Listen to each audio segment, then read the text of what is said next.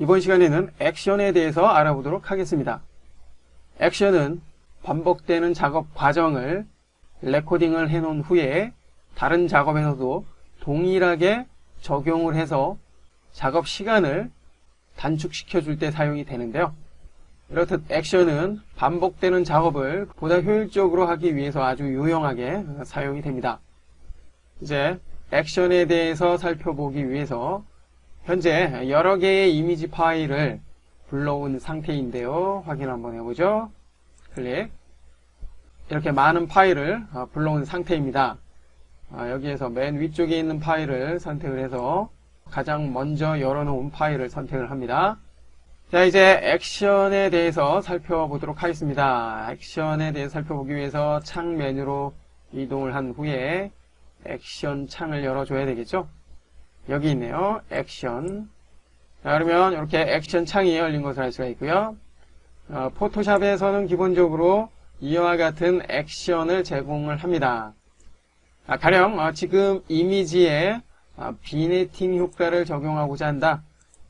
열어보면 여러 개의 비네팅 효과가 있는 것을 알 수가 있는데요. 비네팅 효과를 표현하기 위한 여러 개의 작업 과정이 지금 여기에 담겨 있는 것입니다. 적용하고자 하는 액션 효과를 선택한 후에 아래쪽에 플레이 버튼을 눌러볼까요? 여기에서는 정지를 해서 취소를 하고요. 다시 한번 진행을 하기 위해서 비네팅 효과의 가로를 보니까 선택물이라고 되어 있습니다. 특정한 영역을 선택을 해 놓고 작업을 해야 된다는 것이겠죠? 선택 툴을 사용을 해서 영역을 선택을 해줍니다. 됐죠? 다시 한번 플레이. 패더 값이 현재 5로 되어 있는데 패더 값은 선택된 영역의 경계 부분을 부드럽게 해주고자 할 때 사용이 됩니다. 자, 이 부분은 잠시 후에 다시 한번 살펴보겠습니다. 확인.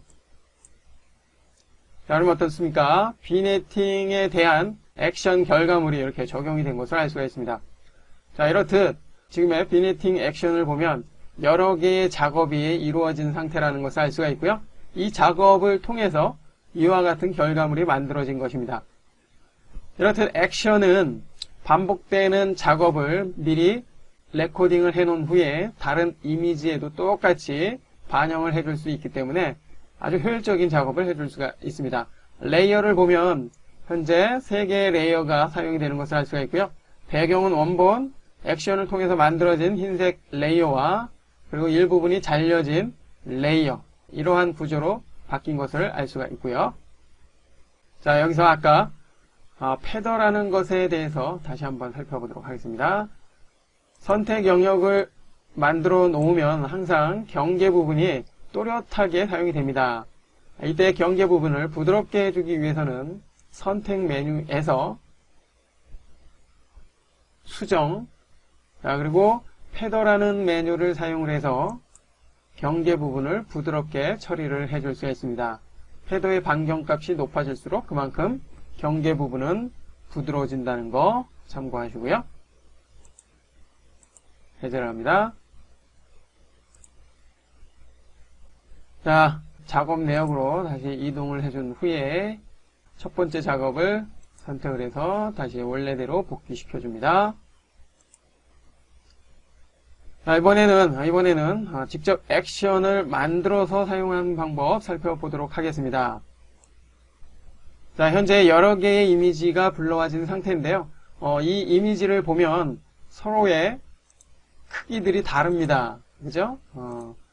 확인하기 위해서 이미지 크기로 들어가 보면 지금의 이 이미지는 115.15 그리고 이 이미지는 110.14 그리고 이 이미지는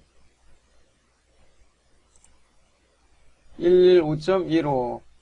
자, 이렇듯 다양한 크기의 이미지가 사용이 되기 때문에 자, 여기는 좀 많이 크죠?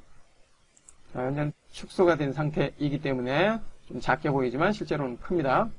자, 이렇듯 다양한 크기의 이미지를 사용할 경우에 만약 지금 불러온 이미지를 모두 똑같은 크기로 만들어주고자 한다면 일일이 이미지 크기에 가서 원하는 크기로 조정을 해줘야 할 것입니다.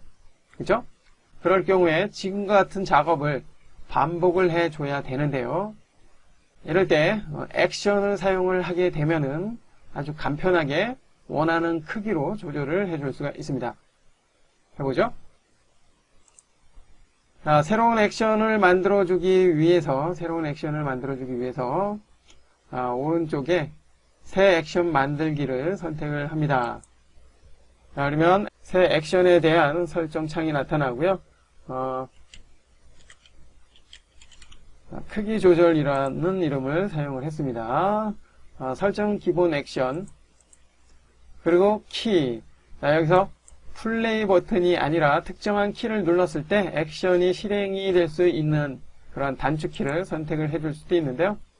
자, 여기에서는 키를 만들어 주지 않고 그냥 가겠습니다.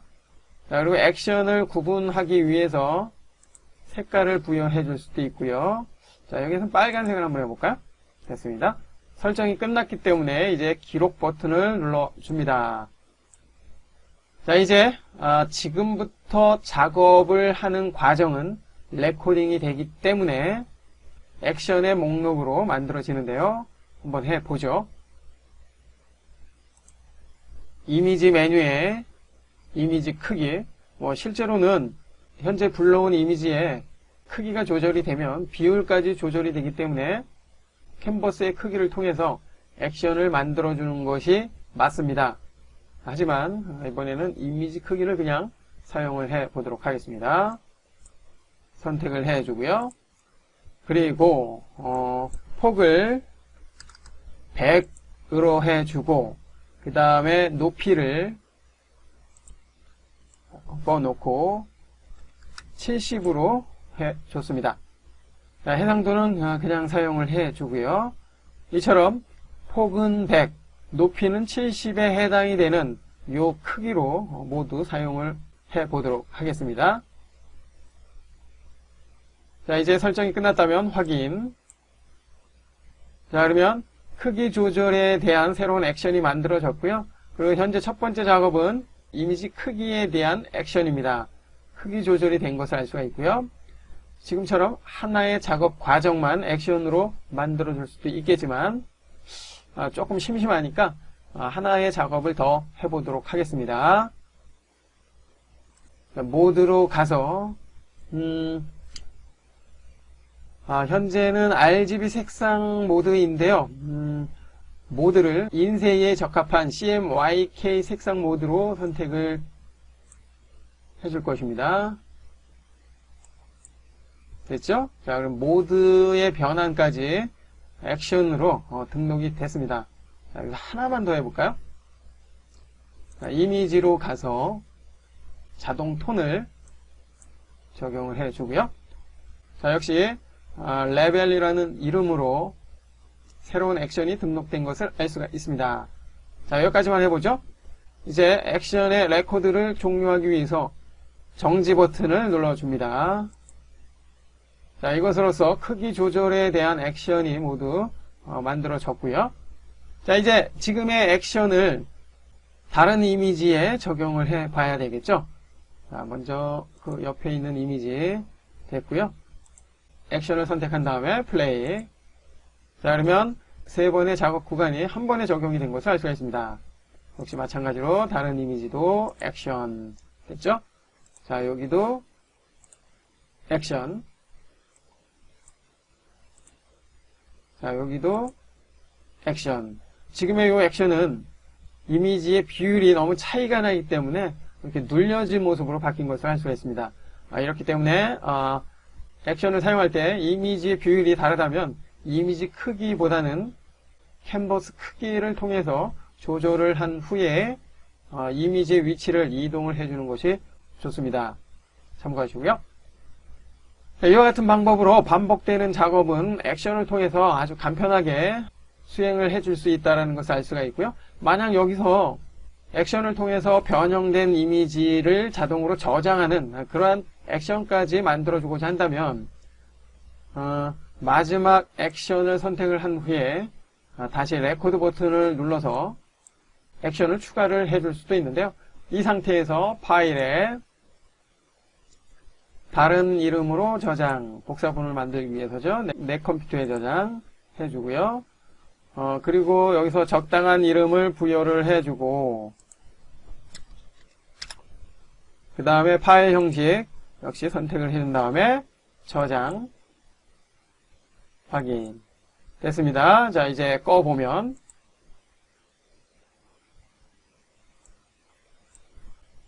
이렇게 저장에 대해서도 액션이 부여가 되기 때문에 저장하는 과정까지 생략을 해줄 수가 있습니다. 자, 다른 이미지를 통해서 확인을 해보도록 하겠습니다. 선택을 해주고요. 액션 실행. 됐죠? 한 번에 저장이 되는 것을 알 수가 있고요. 자, 여기서 주의할 점은 항상 똑같은 이름으로 저장이 된다는 거. 이 부분은 여러분의 작업 형태에 따라서 사용을 할지 말지에 대한 결정을 해야 할 것입니다. 자, 이렇듯 액션을 사용하게 되면 반복되는 작업을 아주 간편하게 수행을 할 수 있다는 거 알 수가 있었습니다. 이번 시간에는 액션에 대해서 살펴봤습니다.